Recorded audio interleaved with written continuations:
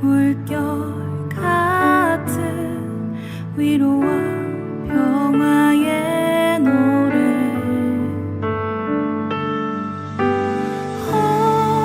구원의 예수 나 예배할 때 어둠 거치고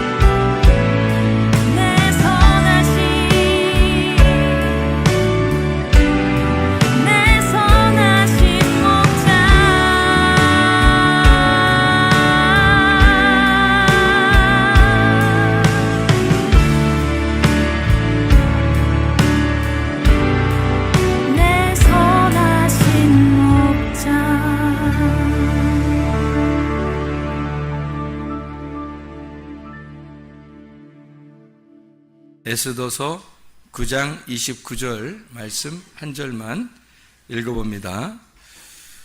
아비하일의 딸 왕후 에스더와 유다인 모르드게가 전권으로 글을 쓰고 불임에 대한 이 둘째 편지를 굳게 지키게 하되, 이렇게 되어 있습니다.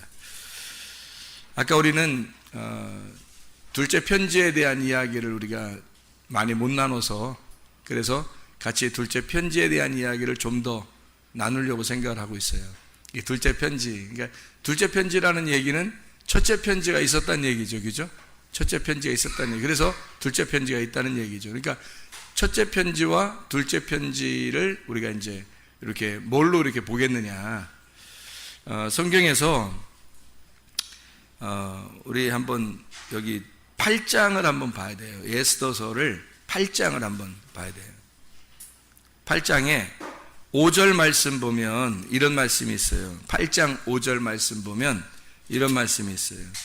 이르되 왕이 만일 즐거워하시며 내가 왕의 목전에 은혜를 입었고 또 왕이 이 일을 좋게 여기시며 나를 좋게 여기 보실진대 조서를 내리사 아각 사람 함무다다의 아들 하만이 왕의 각 지방에 있는 유다인을 진멸하려고 꾀하고 쓴 조서를 철회하소서, 이렇게 나와 있거든요. 그러니까 하만이 쓴 편지가 하나 있었다는 거예요. 그죠? 그 조서가 있었는데 그 조서를 철회했으면 좋겠다. 근데 이게 그냥 쓴 게 아니라 꾀하고 쓴 거래요. 이제 작정하고 하여튼 쓴 거예요. 멸망시키려고 작정하고 쓴 거라는 거예요. 그런가 하면 이제 8절에 한번 봐요. 8절에 너희는 왕의 명의로 유다인에게 조서를 뜻대로 쓰고 왕의 반지로 인을 칠지어다. 왕의 이름을 쓰고 왕의 반지로 인친 조서는 누구든지 철회할 수 없음이니라 하니라, 이렇게 되어 있거든요. 그래서 뜻대로 쓰고 이렇게 되어 있어요. 여기는 또, 그러니까 여기는 뜻대로 쓴다는 말은 뭐예요? 좀 자유를 가지고 쓴다는 얘기가 되겠죠. 그러니까 이렇게 자기 마음대로 쓸 수 있다는 얘기예요. 이게 무슨 의미냐면 하만이 쓴 조서는 작정을 하고 하여튼 죽이려고 쓴 거고요. 여기 지금 이 모르드게, 에스더와 모르드게한테 너희들의 뜻대로 편지를 써라, 너희들의 뜻대로 조서를 써라 할 때는 이거는 자유를 가지고 너희들이 스스로 그걸 써라, 이런 얘기거든요. 마음대로 써라, 그 말이에요. 마음대로. 그게 이제 좀 다르죠. 첫 번째 조서는 나를 죽이려고 하는 죄와 사망의 법을 말하는 겁니다. 죄와 사망의 법. 그리고 여기 뜻대로 쓰고 라고 하는 건 자유가 있겠죠, 아무래도. 그러니까 살리려고 쓰는 거죠, 이거는. 그러니까 죽이려고 쓰는 건 하만이 쓴 거고, 모르드게하고 에스더가 쓰는 것은 우리 유다인을 살리려고 하는 거잖아요. 그렇죠? 살게 하려고 쓰는 거니까 생명의 성령의 법이 되는 겁니다. 생명의 성령의 법. 이렇게 조서가 두 개로, 법이 두 개로 나누어져 있다 하는 얘기예요. 첫 번째 법은 우리를 죽이려고 하는 법이고, 두 번째 법은 우리를 살리려고 하는 법이다. 이렇게 이해할 수가 있겠죠. 그래서 이 편지를 두 번째 편지라고 이렇게 이야기하는 것은 우리에게 살기 위한, 삶에 대한 편지란 말이에요. 두 번째라고 하는 건 삶에 대한 편지라는 거죠. 그러니까 이 삶에 대한 편지라고 하는 건 우리를 살리려고 하는 편지가 되겠죠. 그래서 이게 뭐냐면 불임이라 그래요. 불임. 불임이라는 건 아까 우리가 얘기했듯이 푸르라고 하는 단어를 이게 그 복수로 쓸 때 푸림 이렇게 쓰는 거예요. 푸르는 이제 단수고 그거를 복수로 쓸 때 푸림 이렇게 쓰는 거거든요. 그게 완전히 취하다, 완전히 이제 해결됐다는 얘기고, 제비가 완전히 뽑혀서 이미 선택이 되었다, 이제 끝났다, 이런 얘기예요. 다 완성이 됐다, 그런 의미죠. 그러니까 완성이 됐다는 것은 뭐가 우리에게 이루어진 거예요. 샬롬이 이루어졌단 말이에요. 평화가 이루어졌다. 그러니까 우리에게 이제 죽음이 아니라 평화가 이루어졌다, 이제 그런 의미가 되는 거죠. 그래서 그걸 불임을 지켜라, 이제 그런 이야기가 이제 에스더서의 그 막바지에서 그 이야기들을 해주고 있는 겁니다. 그러니까 그걸 기념하라는 거죠. 그 불임을 기념하라. 그러니까 너희들이 완전히 속했고 너희들이 완전히 구속받았다. 그것을 기념하기 위해서 둘째 편지를 쓰고 그것을 기억했으면 좋겠다 하는 내용들이 여기에 나와 있는 이야기입니다. 우리는 아까 성경 공부를 하면서 와스디가 에스더로 하만이 모르드게로 되는 그 장면을 우리가 같이 공부를 했어요. 그리고 표면적 유대인은 이면적 유대인이 돼야 된다. 율법은 은혜로 바뀌어야 된다. 이런 이야기를 했습니다. 그리고 금식하고 기도한다. 금식하고 기도한다 할 때 그 금식하고 기도한다고 하는 건요, 금식이라는 게 먼저 있고 그 다음에 기도한다고 하는 게 있어요. 그러니까 금식만 해서는 안 되고 금식과 기도가 같이 있어야 된다. 이런 이야기를 우리가 했습니다. 왜 그러면 금식이라는 것은 뭘 정지하는 것을 말하는 거고요, 중지하는 걸 말하고, 기도하는 것은 뭔가 흐름, 교통을 말하는 거예요. 그러니까 뭐를 정지하고 뭐와 교통하라는 얘기예요. 금식이라고 하는 건 하만과의 관계를 끊고, 그게 금식이에요. 하만과의 관계를 끊고, 그리고 모르드게와 함께 교통해라. 그래서 유다인이 돼야 된다. 이런 말이거든. 그러니까 하만하고 아말렉하고 끊고, 그리고 하나님의 백성들과 함께 교통하는 기도. 이렇게 되는 거예요. 금식하고 기도하라. 이런 이야기를 우리가 같이 이야기했어요. 그래서 그걸 예배라 또는 기도라. 기도라고 할 때는 기도와 구제가 또 있어야 된다. 그래서 이 모르드게 같은 경우는 하나님과의 기도가 이렇게 성립이 된 사람이에요. 그래서 그 기도가 성립이 되니까 자기를 통해서 편지를 쓰게 하고, 편지를 통해서 불임을 지켜라, 그렇게 이야기를 하거든요. 그것은 그들에게 샬롬을 주고 싶은 거예요. 평화, 하나님의 평화를, 생명의 성령의 법 안에서 평화를 주고 싶은 거예요. 그게 이제 모르드게, 그걸 전달해 준다라고 하는 걸 구제라고 그러는 거예요. 그러니까 전달해 준다. 내게로부터 다른 사람에게 내가 가지고 있는 걸 전달해 준다. 이걸 구제라, 그렇게 이야기하는 것입니다. 이 평안이라고 하는 게요, 평안, 샬롬이라고 하는 거는 히브리어로, 그 헬라어로는 에이레네라고 그래요. 신약에서는 에이레네라고 하는데, 이 에이레네라는 그 원래 단어가 어떤 의미냐면 결합한다는 의미를 가지고 있어요. 화목한다는 의미를 가지고 있습니다. 그런 이제 이것을 염두에 두고 평화라고 하면 뭐를 평화라고 이렇게 할까? 평화롭다, 이런 걸 평화라고 이렇게 할 수 있어요. 그러니까 물이 잔잔하다, 이런 걸 생각하면 되죠. 물이 잔잔하다, 평화롭다, 그렇게 할 때 평안, 에이레네, 이렇게 보면 되는 거죠. 막 이렇게 요동치고 이러는 건 두려움이죠. 무섭고 두렵고 싸납고 뭐 이런 거죠. 근데 평안하다 그러면 이게 물이 잔잔해졌다, 그 말이에요. 그러니까 그 화평해졌다, 예수의 평안이 우리에게 왔다, 그 말이고, 보혜사와 관계가 있어서 그 보혜사가 진리의 성령이 우리에게 오시면 평안을 준다는 거예요. 너에게 평강이 있을지어다 할 때도 예수님이 부활하시고 난 다음에 평강이 있을지어다, 그런 얘기는 너희들의 마음이 물결이 잔잔해졌으면 좋겠다, 그런 이야기예요. 그 물결이 잔잔해진다는 말은 어떤 의미로 다시 말할 수 있을까? 제가 물어보지 않고 그냥 제가 대답하는 편이 훨씬 더 나을 거예요. 물결이 잔잔해졌다, 이런 의미는 속에 이렇게 뭐가 요동치는 게 없이 평안해졌다, 그런 말이잖아요. 그러니까 이제 속에서 뭐가 안 일어나는 거냐면 서로 싸우는 게 없다는 얘기예요. 그죠? 전쟁이 없단 말이야. 내 속에서 전쟁이 사라졌다, 이걸 평안이라 그러는 거예요.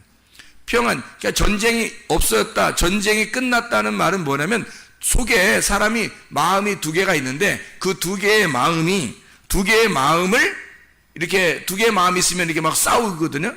두 개의 마음이 하나로 평정을 이루었다는 말이에요. 그러니까 평화라고 그러죠. 전쟁이 사라진 거죠. 사람의 속의 마음에는 말이 두 개가 있다고 했어요. 나의 말과 하나님의 말. 하나님의 말과 나의 말이 있는데, 이 나의 말이 져서 항복을 해버리면 하나님의 말씀만 있게 되겠죠? 그러면 평안하게 되는 거예요. 근데 나의 말이 이겨버리면 하나님은 절대 지지 않거든요. 그래서 계속 싸우는 거예요. 계속 나의 말이 있는 한 우리의 속에는 나의 말과 하나님의 말이 계속 싸우는 거예요. 내가 생각하는 나의 꿈과 하나님의 꿈이 계속 싸우는 거죠. 나의 소원과 하나님의 소원은 계속 싸우는 거예요. 근데 이게 평화롭게 되었다는 말은 무슨 말일까? 이 싸움이 그쳤다, 싸움이 끝났다. 뭘로 끝나야 끝날까요? 하나님 편에서 이겨야 끝나요. 내 편에서 이겨서는 못 끝나요. 죽을 때까지 안 끝나요. 그게 하나님의 편에서 이겨야 그게 끝난다 하는 말입니다. 전쟁이 없는 상태를 물이 잔잔하다, 평화롭다, 그런 하나님과 나의 전쟁이 끝났다, 그런 상태를 평화롭다라고 이야기할 수 있습니다. 다시 말하면 내 믿음으로 사는 게 아니라 그리스도의 믿음이 와서 그리스도의 믿음이 온 상태가 되었다. 나의 믿음의 상태가 아니라 그리스도의 믿음의 상태가 되었다. 그러니까 나의 머리가 아직도 붙어 있는 게 아니라 나의 머리를 잘라내고 그리스도의 머리를 붙여놨다. 머리가 바뀌었다, 그 말이에요. 머리가 바뀌었다. 그러면 평화하죠. 그게 샬롬입니다. 이 샬롬, 머리가 바뀐 상태, 이거를 샬롬. 보혜사가 하나님의 성령, 그 예수의 영이 우리에게 들어오시면, 지금 우리에게 들어오신다, 엘코마이하고 들어오시면 이 성도의 몸이 성령님의 집이 되는 거잖아요. 그러면 성령님은 늘 어떻게 해요? 평안하죠. 성령님은 평안하기 때문에 성령이 완전히 나에게 들어와서 장악하기 전까지는 내가 평안이라는 게 아직 없겠죠. 그러니까 평안이라고 하는 건 첫 번째에 있는 하만이 죽어야, 모르드게만 살아있어야 평안이 온단 말이에요. 모르드게만. 그러니까 하만이 안 죽어서는 늘 모르드게와 하만은 싸우기 때문에 내 속에서 모르드게와 하만이 계속 싸우니까 전쟁이 일어나죠. 평안하지 않습니다. 근데 하만이 죽어요. 그리고 모르드게가 달려야 할 그 자리에 하만이 죽은 거예요. 누가 죽은 거예요? 내가 죽은 거예요. 그리고 모르드게가 살아난 거예요. 그리스도가 살아난 거란 말이에요. 그러면 전쟁이 끝나죠. 평화롭게 되는 것입니다. 이 샬롬이라고 하는 이 평화라고 하는 단어가 행복한이라는 단어거든요.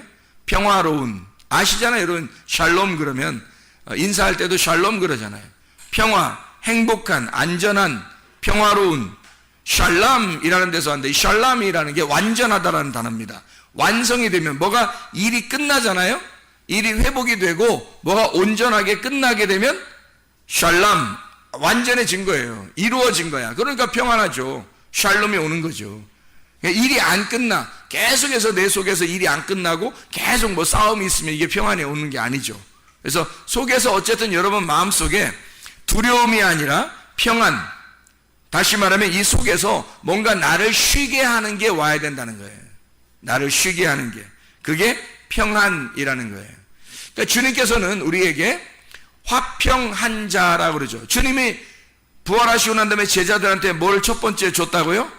평화하라, 그렇게 말하잖아요. 평화하라는 말은 내가 너희들과 함께 있겠다는 말이에요. 그죠? 내가 너희들과 함께 있겠다. 그러니까 너희들 무서워하지 마라, 근심하지 마라, 내가 너희들과 함께 있을 테니까 평화해라. 평화를 전해주는 자가 되었단 말이에요. 평화를 전해준. 예수님이 처음에 부활하고 난 다음에 뭐 다른 거 줄 수도 있었는데 평안을 준다, 평안할지어다, 그렇게 말하는 것은 뭔가 예수님이 주는 게 뭐 평안이라는 게 뭔가 큰 의미가 있다는 거죠. 그죠? 그죠? 너희들이 지금 속에서 분쟁이 일어나고 뭔가 네가 아직 살아있는 거, 그러면 너가 죽어버리면 평안이 들어갈 거야. 싸움이 끝날 거야. 전쟁이 끝날 거야. 너 평안해야 돼. 그래야 하나님의 사람이고 그게 천국 백성이라는 거예요. 그러니까 평안해야 돼. 그게 굉장히 중요한 거예요. 기도하다가도 여러분 안에 평안이 안 오잖아요.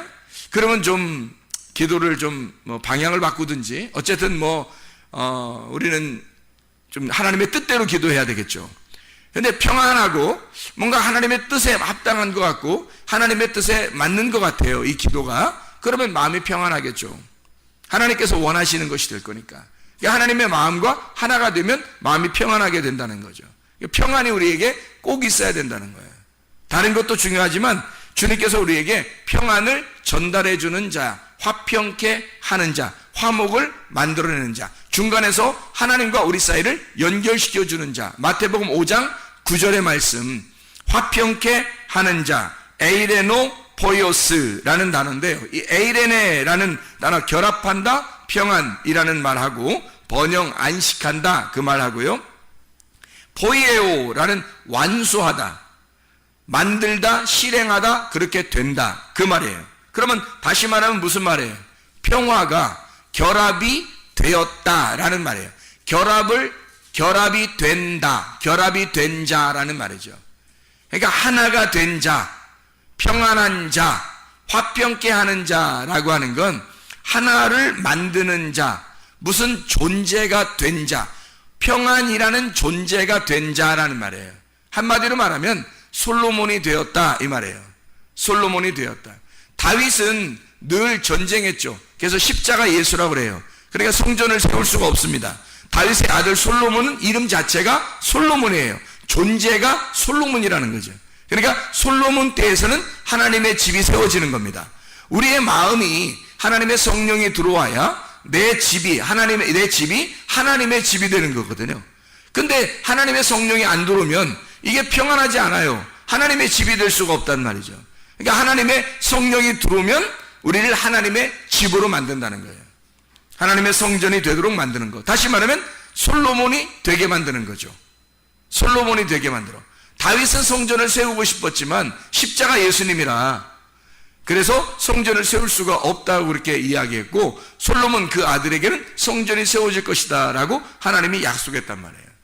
그 말은 진정한 평안이 네 속에 올 때 하나님의 집이 이루어질 것이고, 솔로몬이라는 존재가 될 때 그때 하나님의 집, 하나님의 성전이 될 것이다 라고 하는 것을 이야기하는 거죠. 화평이라고 하는 거, 에베소서 2장 한번 보면 에베소서 2장 13절에 에베소 2장 13절에 이런 말씀이 있어요.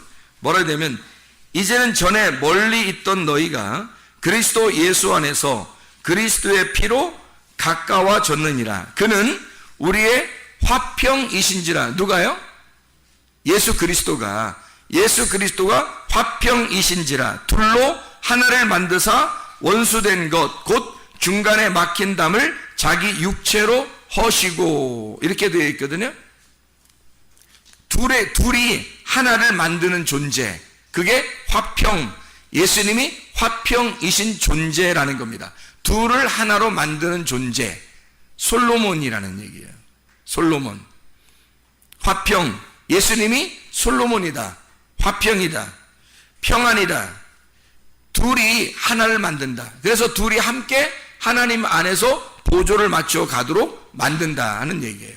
마치 이게 소가 두 마리가 있는데 한 마리 소가 어미소예요. 한 마리 소는 아기소고, 그래서 어미소와 아기소가 함께 멍에를 같이 매서 어미소가 가는가, 아기소가 먼저 가는 게 아니라 어미소가 가면 아기소는 그냥 끌려가는 거지. 이렇게 끌려간다는 게 뭐 질질 끌려간다는 뜻이 아니라 함께 묶어있기 때문에 어미소가 가면 같이 이렇게 따라가는 거예요. 쉽게. 그러니까 우리는 아기소와 같은 거고, 하나님은 어미소, 주님은 어미소와 같은 거라 같이 둘이 하나가 돼서 하나님께서 가실 때 우리가 함께 그냥 따라가는 거예요. 그게 아기소. 그 대신에 어미소는 우리에게 책임을 가지고 있죠. 책임을 가지고 우리를 끌고 갈 것이고, 아기소는 사명 가지고 끌려가는 그 고통이 어느 정도 있다는 얘기죠. 그리스도를 따라가는 데 있어서는 항상 뭐 즐거움만 있는 게 아니라 뭔가 주님 안에서 고통스러운 일도 있다는 얘기예요. 근데 그것이 어미소와 함께 가기 때문에, 하나님과 함께 가기 때문에 그렇게 어렵지 않다는 겁니다. 그 일이 다 이루어질 수 있다는 거예요. 하나님의 그 농사를, 하나님이 농사 짓는데 어디를 농사 짓겠어요? 하나님이요. 어디 농사 짓겠어요? 내 마음을 농사 짓는 거란 말이에요. 내 마음을 농사 짓는 거야. 근데 누가 농사 짓는 거야? 어미소와 아기소가 함께 농사를 짓는 거야. 근데 그 농사가 완전히 이루어지겠어요? 안 이루어지겠어요? 이루어져죠. 왜 이루어지죠? 아기소가 활동하는 게 아니라 어미소가 다 하니까. 어미소가 하니까 나는 그냥 좀 고통스럽지만 가만히 따라가면 다 농사는 이루어지게 돼 있어요. 내 마음의 농사는 하나님이 다 이루신단 말이에요. 에베소서 4장 3절 말씀을 한번 이렇게 보면요, 에베소 4장 3절 말씀 이렇게 되어 있죠. 평안에 매는 줄로 하나 되게 하신 것을 힘써 지켜라, 그런 말씀이거든요. 하나 되게 하신 것, 헤노테스, 하나됨, 연합, 헤이스에서 나왔는데 하나라는 겁니다. 하나됨, 지켜라 라고 하는 것인데, 테레오라는 말입니다. 벗어나지 마라는 뜻입니다. 이게 테레오, 벗어나지 마라, 꼭 지켜라, 그 말이에요. 그걸 힘써 지켜라는 말이 나오는데, 이 힘써라는 말이요, 스푸다조라는 단어입니다. 이 스푸다조는요, 서둘러 열심히 예배하고 공부하라는 단어예요. 열심히 예배하고 공부해라. 스푸데에서 나온다는데요, 이게 열심, 속도입니다. 속도. 스피우도라는 말인데, 그 말이 속도를 내다, 재촉하다. 푸스, 발입니다. 여러분의 발이 어디에 있는가? 발이 어디에 소속되어 있는가? 여러분은 어디로 빨리 달려가고 있는가? 어디에 지금 머물러 있는가? 그게 스푸다조예요. 이게 서둘러서 열심히 공부해라. 예배하고 공부해라. 그것을 굳게 힘써 지켜야 된다. 뭐를? 하나됨을 힘써 지켜야 된다. 그러니까 이게 성경이라는 게 뭐예요? 하나님과 우리를 하나 되게 하려고 그리스도가 온 거예요. 그리스도가 화평이 되셨다는 거예요. 평안이 되셨다는 거예요. 그러니까 우리가 평안이라는 게 얼마나, 그러니까 우리가 내가 평안이 있나? 이거 깊이 생각해 봐야 되겠죠. 내가 진짜 평안한가? 내 마음은 진짜 행복한가? 나는 평안한가? 이게 하나님하고 나하고 이렇게 하나가 되게 하려고, 그러면 평안하다는 거예요. 그러면 샬롬, 솔로몬이 온다는 거예요. 솔로몬이 된다는 얘기야. 근데 그걸 누가 만드냐면 예수님이 가운데서 샌드위치처럼 가운데 잼이 되셔서 하나님과 나를 붙여놓는 거예요, 이렇게. 그래서 맛있는 빵을 만들어낸다는 거죠. 그렇게 주님이 화평이 되신지라 우리 둘을 하나로 만들려고 이렇게. 그러니까 그 하나됨을 힘써 너희들 부지런하게 말씀을 공부하고 예배에서 부지런하게. 그 스푸다조가요, 스피드가 거기서 나온 거예요. 사람들이 스피드 해야 된다 그런 말 하잖아요. 스피드가 빨리 뭘 이렇게 속도가 나야 된다. 하여튼 빨리빨리 하자. 우리 한국 사람들 하여튼 빨리빨리 하자 이런 거 유명하잖아요. 이게 신앙생활에서는 진짜 빨리빨리 해야 됩니다. 신앙생활에서 가다가요 멈추잖아요? 그럼 넘어져요. 가다가 서 있는 자, 정지된 사람은 넘어진 거예요, 그게. 왜냐면 계속 예수님은 계속 앞으로 가고 있는 거거든요. 근데 우리가 딱 정지해 있으면 넘어진 거죠. 함께 계속 앞으로 전진해 나가야 그게 양이라는 거예요. 한 걸음이라도 앞으로 나가야 되는 것입니다. 그렇게 보조를 맞추어 예수님의 그 전진하는 그 예수님 앞에 같이 나가야 되니까 반드시 스피드가 있어야 되는 거예요. 그게. 그래서 힘써 그걸 지켜라. 어떻게? 하나됨을. 이건 반드시 네 보조, 발을 반드시 지켜내야 된다는 거예요. 기독교인이 된다는 것은 게을러서는 절대 안 됩니다. 게으르면 힘들어요. 기독교인이 된다는 건 부지런해야 되는 겁니다. 새벽도 부지런해야 되죠. 저녁에도 부지런해야 돼요. 늘 부지런해야 된단 말이에요. 그게 기본이에요. 부지런한 믿음이 있어야 된다는 겁니다. 부지런한 믿음. 그냥 게으른 믿음은 버텨낼 수가 없어요. 그러다가 너무 힘들어서 딱 정지했는데 예수님은 잘 가 있어요. 그럼 여긴 벌써 넘어져 있는 거죠. 예수님은 계속 앞으로 가고 있으니까. 우리가 힘들어 좀 쉬었다면 그냥 우리는 정지에 넘어져 있는 상태란 말이에요, 그게. 그러니까 믿음이라고 하는 게, 믿음이 뭐냐 이거야. 믿음이 뭔 것 같아요. 믿음이 의리예요. 의리. 언약을 끝까지 지켜내는 거, 그걸 믿음이라 피스티스라고 그러거든요. 피스티오. 근데 이 믿음이라고 하는 건 한번 우리가 풀어서 잘 한번 생각해 봅시다. 믿음이라고 하는 건 예수를 찾아낸 거, 이게 믿음입니다. 예수를 찾아낸 게 믿음이에요. 그러면 예수를 찾아내지 못했다는 말은 믿음이 없다는 말이죠. 믿음이 예수니까 예수라는 그 믿음을 내가 찾아내면 그게 믿음 있는 거예요. 근데 못 찾아내면, 자, 밭에 보화가 있는데 보화를 찾아내면 보화를 발견한 사람이 된 거고, 믿음이 있는 사람이고, 믿음이 그 속에 숨겨 있는데 그거를 발견해낸 거고, 보화를 발견하지 못하면 그 밭만 쳐다보고 있으면 믿음이 없는 거예요. 예수를 발견 못했거든요. 찾아내지 못했단 말이에요. 보화를 발견하지 못했단 말이에요. 믿음이 있는가? 믿음은 예수를 찾아낸 거예요. 찾아내니까 어떻게 돼요? 예수를 알게 되겠죠. 예수를 아는 게 믿음이에요. 그러니까 예수를 그냥 아는 게 아니라 몸과 마음으로 알아야 되는 거예요. 예수를 안다는 건 누구를 안다는 거예요? 그 아버지 하나님을 안다는 얘기입니다. 예수를 발견했다는 말은 예수가 하늘에서 이 땅에 오셨기 때문에 그 예수를 발견했다는 말은 하나님을 알게 됐다는 말이에요. 예수가 하나님을 알려주려고 온 거잖아요.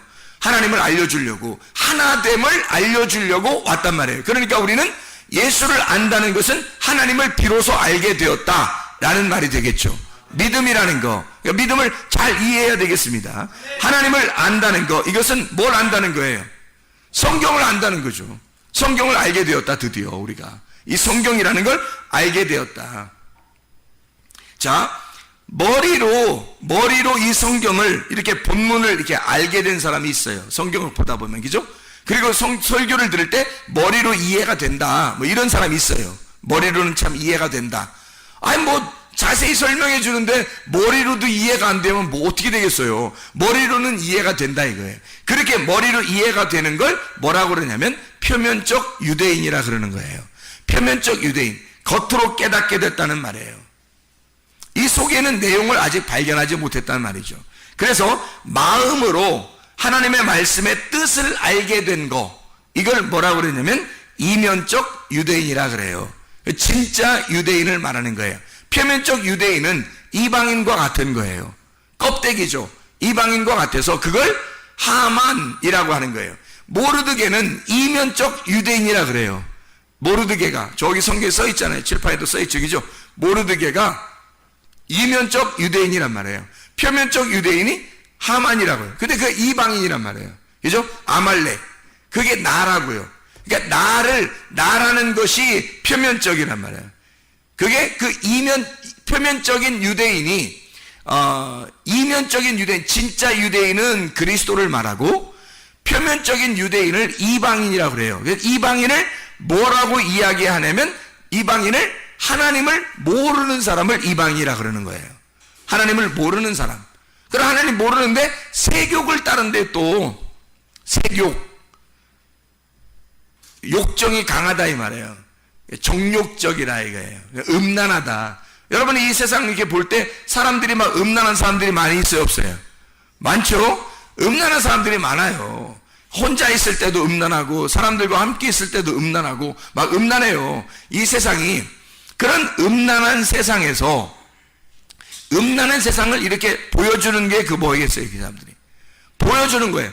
이방인이 뭐라는 걸 보여주는 거예요. 그 사람들이 표면적 유대인이 뭐다라고 하는 걸 보여주는 거거든요. 그게 그 음란 세욕이 뭐냐면요, 세욕, 제사를 열심히 드린다는 뜻이에요.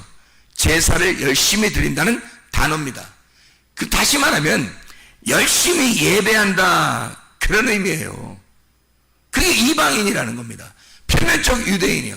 표면적 유대인들은 열심히 하나님 앞에 예배하는 자들. 근데 하나님은 우리에게 뭘 하고 싶냐면, 하나님은 우리에게 너는 가만히 있어. 내가 하나님됨을 알지어다. 내가 하나님이라는 걸 좀 알았으면 좋겠다. 너 믿음으로 천국 오는 거야. 너 믿음만 가지고 있으면 돼. 내가 너를 예배할게. 내가 너를 섬겨줄게. 너는 하나님 나를 잘 깨달아 알았으면 좋겠어. 내가 너를 섬겨. 이렇게 하나님이 우리에게 그런 말씀하시는 거예요. 그러니까 하나님이 우리를 섬겨주는 사람은 유대인이라 그러는 거고요. 그게 모르드게입니다. 하나님이 일을 해주신 거죠, 모르드게한테. 하만은 자기가 열심히 노력해서 하여튼 최고가 되려고 노력하는 사람이에요. 하만이라는 사람. 그게 표면적 유대인이에요. 이방인 같은 자들이죠. 그런 사람들은 열심히 하나님 앞에 막 섬기려고 했던 사람, 이런 사람들이요. 그런 사람들은 멸망하게 됩니다. 이방인은 멸망하고 유대인이 구원받는 거니까. 그러니까 이면적 유대인이 진짜 유대인이다, 이런 얘기를 하는 거고요. 유대인이나 이방인이나 모두 다 뭐라고? 마음의 할례를 받아야 구원을 받는 거다. 그 마음에 믿음이 있어야 구원받는 거지 라고 로마서 3장에 설명하고 있는 거예요. 그래서 로마서 2장과 3장을 잘 읽어보면 유대인과 이방인에 대한 이야기가 자세하게 표면적 유대인과 이면적 유대인, 그리고 유대인이든 이방인이든 상관없이 하나님은 마음의 할례를 받는 믿음으로 말미암아 구원받게 만들었다. 이렇게 설명을 잘 해주고 있습니다. 머리로 본문만 아는 사람들, 예를 들어 포도나무와 가지를 성경에서 이야기하죠. 예수님은 포도나무요, 우리 너희는 가지다 할 때 예수님을 포도나무요. 그러면 뭘 깨달아야 돼요? 마음으로, 내용으로 아는 사람은요, 포도나무가 성경에 나오면 뭐라고 나와야 돼요? 예수님 알아야 되겠죠. 가지, 그러면 성령, 나를 의미하는 그런 의미를 설명하게 되겠죠. 그걸 그냥 가지, 포도나무가 가지 있구나, 농사 짓는구나, 뭐 이렇게 보면 안 된다는 거예요, 성경이. 그럼 이해가 안 되는 거죠. 먼저 온 자는 절도며 강도요, 나는 선한 목자다. 요한복음 10장에 나와 있죠. 그러면 그 먼저 온 자가 절도며 강도요, 나는 선한 목자다. 그런 말은 뭘 설명하려고 했던 거겠어요? 뭐를 설명하려고? 먼저 온 자, 율법을 의미하는 거죠. 먼저 온 자, 율법이 너를 강도질한다는 거예요. 그래서 너를 죽여, 반을 죽여서 네가 누군지를 깨닫게 하는 거예요. 그리고 두 번째 온 선한 목자가 은혜와 진리가 되신 예수님을 설명하는 거죠. 그렇죠? 그러면 구약의 출애굽할 때 그 만나는 뭐예요? 출애굽 만나를 지금도 내려주면 먹고 싶다, 이런 얘기하면 안 되는 거죠. 왜냐하면 그 성경을 통해서 뭐를 설명하는 거니까? 생명의 떡 예수님, 하늘에서 내려온 예수를 설명하는 거란 말이에요, 성경은. 그러니까 구약 성경이든 신약 성경이든 뭐를 설명하려고 하는 것이었냐면 하나님의 영을 설명하는 거예요. 영이라는 것은 보여요, 안 보여요? 안 보이는 거예요. 자, 영이라고 하는 걸 정의를 내려봐요. 뭐라고 하려나? 영이라면 뭐라고 얘기하겠어요? 여러분 같으면 영은 뭐다? 영은 빵이다? 아니, 영은 뭐다? 영이다? 영은 뼈와 살이 없는 걸 영이라 그래요. 뼈와 살이 없는 걸. 뼈와 살이 없는 영, 뭐겠어요? 말씀. 요한복음 1장 1절에 태초에 말씀이 계시니라. 그게 뼈와 살이 없어요. 그래서 요한복음 1장 14절에 말씀이 육신이 돼서 왔어. 이 육신은 뭐예요? 뼈와 살이 있는 거지. 그래서 말씀이 뼈와 살을 입고 오는 거, 말씀이신 하나님이 뼈와 살을 입으시고 오면 예수님이란 말이에요. 그러니까 말씀과 뼈와 살이 하나가 되잖아요. 그럼 화목하단 말이에요, 이게. 그걸 뼈와 살이 구원받았다 그러는 거야. 그럼 뼈와 살이 누구야? 나지. 나. 뼈와 살은 나고. 그러니까 아담이 하와가 만들어졌을 때 뭐라고 고백해요? 나의 뼈 중에 뼈요, 살 중에 살이로다. 하와를 그렇게 소개한단 말이에요. 그 말은 아담에게서 나온 뼈와 살, 이렇게 얘기하잖아요. 뼈와 살은 나란 말이에요. 하나님에게서 나왔지만 하나님과 분리가 된 나, 이 뼈와 살에 말씀이신 분이 오게 되잖아요. 그러면 하나가 됐죠. 그러면 이 뼈와 살은 원래 떨어져 있으면 죄인인데 말씀이 들어오니까 거듭난 사람이 된 거예요. 뼈와 살이 부활했다, 그렇게 말씀하는 겁니다. 말씀이라는 영이 육신으로 오셔 말씀이 나에게 오시면 내가 죽고 말씀이 살아있는, 진짜가 내 속에 있는 게 진짜가 말씀이 되는, 하나님의 영이 되는 구원받은 자가 된다는 얘기예요. 영의 사람이 된다. 하늘의 사람이 된다. 땅에 있는 내가 하늘의 말씀을 받게 되면 그러면 다시 부활하게 된다는 것을 의미하는 거죠. 그러니까 우리는 원래 죽은 자예요.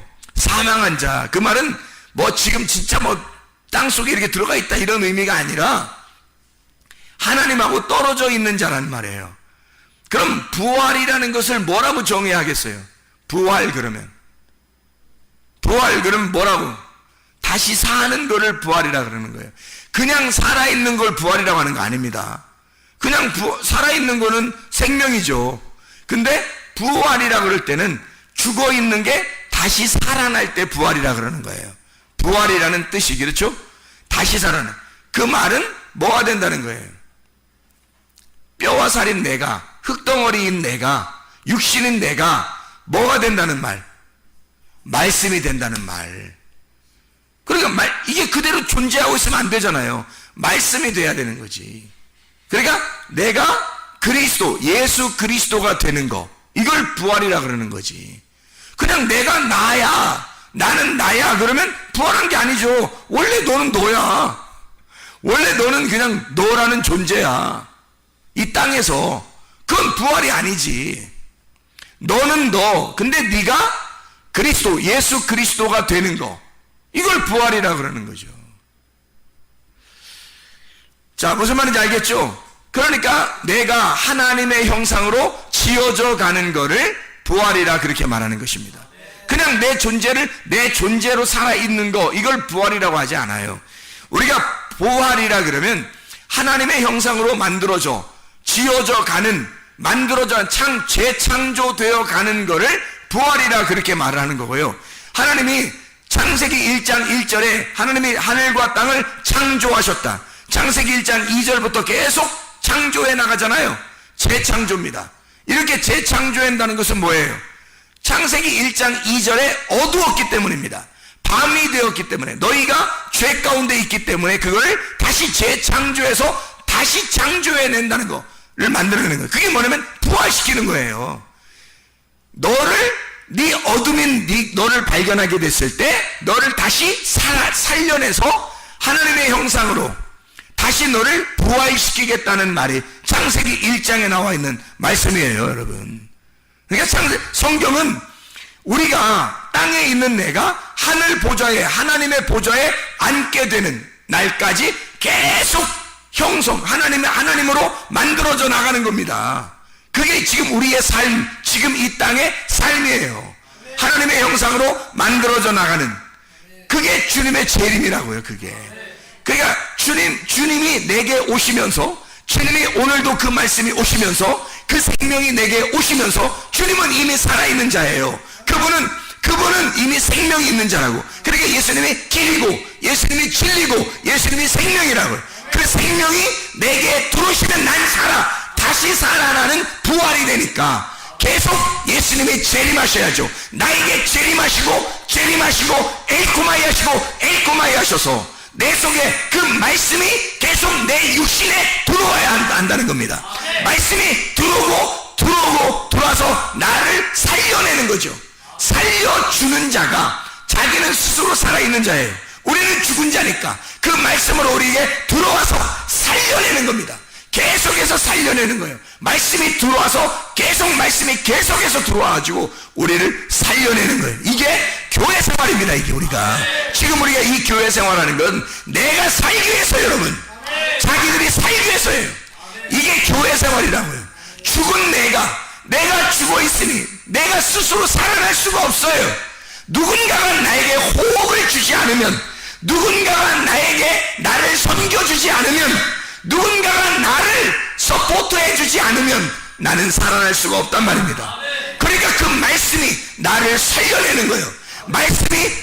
자기가 말씀이 침투해 와서 우리를 살려내는 겁니다. 요한복음 1장 14절과 창세기 2장 7절은 같은 말씀이죠. 창세기 2장 7절은 흙덩어리에다가 하나님의 생기가 들어갔다는 말이 나오고, 요한복음 1장 14절은 말씀이 육신으로 오셨다는 말이 나오잖아요. 이게 똑같은 말씀이에요. 하나님의 말씀이 내 속에 들어와야 한다. 죽은 나에게 하나님 말씀이 들어와서 나를 살려내는 것이다, 이 말입니다. 그러니까 내가 이방인의 세욕적인 그 삶을 그대로 유지하는 게 아니라 거기에서부터 나는 탈출을 시도해야 된다고요. 거기서 탈출해야 부활할 수 있단 말입니다. 우리가 여전히 나의 삶, 이방인의 삶, 세욕적인 그 삶을 그대로 따라가서는 안 된다는 거죠. 열심히 나는 섬긴다고, 하나님을 섬긴다고 해보지만 그런 노력이나 율법을 통해서는 구원받을 수가 없어요. 하나님이 나를 섬겨주셔야 하고 하나님이 나를 찾아오셔야 합니다. 그게 뭐냐면 말씀이에요. 말씀이 여러분에게 침투해 들어오고 말씀이 여러분을 살려내는 것입니다. 그러니까 우리는 이런 이방의 삶에서 너희는 떠나라, 그런 삶에서 음녀의 길에서 너는 떠나라, 그거거든요. 그게 하만에게서 떠나라, 그리고 모르드게와 하나가 되란 말이에요. 그러면 모르드게가 너에게 편지를 줄 것이다. 생명의 성령의 법에 편지를 줄 것이다. 너는 그 법 안에서 자유하게 될 것이다, 그 말이거든요. 요한계시록 18장 4절에 내 백성아 거기서 나와라 그랬거든요. 내 백성아, 이 남성 단수입니다. 남성 단수. 내 백성아 거기에서 나와라. 뭐에서 나오란 말이에요? 내 백성아 거기에서 나와라. 음녀에게서 나오라는 거예요. 음녀에게서. 그 음녀가 뭐냐고요? 이 선악과에서, 땅의 말씀에서 나와라.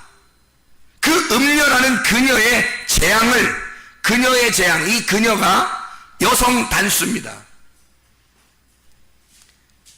신부 교회가 돼야 되는데 음녀를 만나면, 먼저 음녀를 만나면 우리는 망하는 거예요. 그 음녀는 재앙을 받기로 결정되어 있는 성경의 규칙상 음녀는 재앙을 받기로 되어 있었단 말이에요.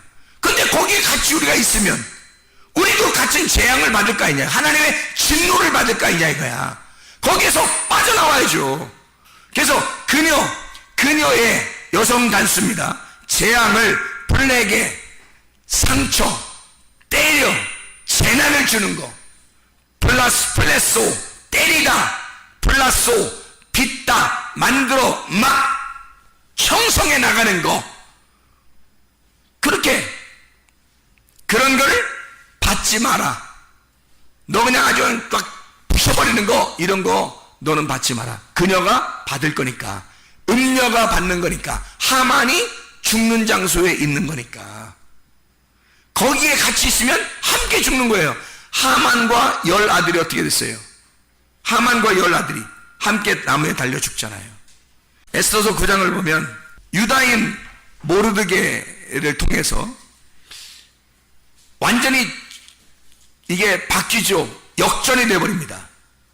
역전이 돼서 9장 14절에 말씀해 보니까 왕이 그대로 행하기를 허락하고 조서를 수산에 내리니 하만의 10아들의 시체가 매달리니라. 자, 25절 에스더가 왕 앞에 나아감으로 말미암아 왕이 조서를 내려 하만이 유다인을 해하려던 악한 꾀를 그의 머리에 돌려보내어 하만과 그의 여러 아들을 나무에 달게 하였으므로 그걸 불임이라 그렇게 불렀단 말이에요. 그 말은 한쪽을 죽이고 한쪽을 부활시킨다는 얘기입니다. 한쪽을 죽이고 한쪽을 부활시키고, 이게 어디에서 일어나는 사건이에요? 내 안에서 일어나는 사건이 되어야 된다는 거죠. 하나님이 그렇게 우리를 자, 그러면 한쪽을 죽여야 되는데 그 죽이는 게 성경이에요. 선택을 해야 돼. 한쪽은 죽이고 한쪽은 살리는 게 이게 하나님의 선택이에요. 근데 하나님의 선택에서, 자, 에서와 야곱이 있다고 해요. 그럼 여러분이 에서가 잘 나가는 사람이야, 야곱이 오히려 고생한 사람이에요. 그럼 여러분 어디에 붙겠어요? 야곱에 붙어야 되는 거예요. 둘째 아들 야곱에. 그래야 이스라엘의 축복을 받는 겁니다. 에서에게 붙었다가는 하나님의 선택에서 벗어나는 거예요. 그러니까 하나님이 선택, 제비를 뽑아가지고 하나님이 하나님의 사람을 선택하는, 그게 불임절이에요. 하나님이 선택하는 자. 여러분, 하나님 선택하려면 한쪽을 죽이고 한쪽을 부활시켜야 되는 거예요. 그쪽을 선택하는 하나님의 선택권이란 말이에요. 그러니까 우리는 죽는 쪽에 선택하지 말고 사는 쪽으로 선택을 해야 되겠죠. 그러니까 내 속에서 죽음에 있어 죽어가야 할 나를 너무 아쉬워하지 말란 말이에요. 부활해야 할 내가 있으니까, 부활해야 할 내가 살아나야 하니까 당연히 내가 죽어야 하죠. 나는 죽고 그리스도가 살아야 하니까 멸망받을 그 음녀의 자리에 네가 있지 말고 거기서 빠져나오라는 거예요. 벗어나라는 거야. 그래야 네가 살 것이라는 거예요. 음녀의 자리에서 벗어나오면 그리스도의 신부가 됩니다. 교회를 사랑한다고 하는 게요, 여러분, 굉장히 중요해요. 이 마지막 때는 교회가 되지 않으면 나 혼자 믿겠다는 얘기가 되는데, 나 혼자 예수 믿는다고, 나 혼자 예수 믿을게요, 나 믿어요, 예수는 잘 믿어요 라고 아무리 주장해도 그 사람은 예수 믿는 게 아니에요. 그 사람은 하나님을 제대로 아는 게 아닙니다. 그리스도를 제대로 알지 못했어요. 그게 교회를 몰랐단 말입니다. 왜? 나 홀로 그리스도인이 될 수가 없어요. 교회 성경은 내가 예수를 믿었다? 그럼 반드시 교회로 모이게 되어 있습니다. 이게 그리스도의 몸이기 때문에 그런 거예요. 진짜 믿음을 가진 자는 그리스도를 알게 됩니다. 그리스도를 아는 것이 믿음이에요. 그리스도를 알았다면 교회를 알았을 것이고, 교회가 그리스도의 몸이라고 하는 그리스도의 비밀이라는 걸 깨달았을 거란 말이에요. 그러면 교회에 모이는 것이 철저한 거죠. 그러니까 나를 죽이지 못하면, 내가 믿음이 아무리 있다고 해도 나라는 사람을 죽이지 못하면 그리스도의 몸에 섞이질 못하는 거예요. 가루가 안 된 거지. 나라는 사람을 죽여야, 가루를 내야 그리스도의 한 덩어리 가루들이 모여서 한 교회를, 하나의 빵을 형성하는 겁니다. 그래서 교회로 반드시 모이는 것은 겸손을 의미하는 거고요. 교회에 모이지 않고 믿음을 생활한다고 하는 사람들은 교만을 상징적으로 말씀하는 것입니다. 그건 반드시 교만해서 그런 거예요. 겸손하다면 와서 부딪히죠. 와서 부딪히고 깨지고 가루가 돼서 한 덩어리가 될 것입니다. 오직 그리스도의 영광을 위해서 살아갈 것입니다. 자기를 죽이려고 할 것입니다. 그리스도만 부활시키려고 할 것입니다. 날마다 엘코마에 하신 그 주님이, 하나님의 성령이 여러분에게 날마다 오늘도 말씀으로 오셔서 여러분 자신을 죽이고 그리스도 예수를 부활시키기를 바랍니다. 기도하겠습니다. 우리 하나님 아버지, 사랑과 은혜를 감사를 드립니다. 아버지 하나님, 우리의 속에 하만이라고 하는 것을 죽이고 모르드게를 부활시켜서 그리스도 예수 안에 교회로 함께 모이고 교회를 사랑하고 교회 안에서 주를 위해 살다가 주님 만나는 귀한 은혜가 있게 도와주시옵소서. 예수 그리스도 존귀하시기를 받도록 기도드렸사옵나이다.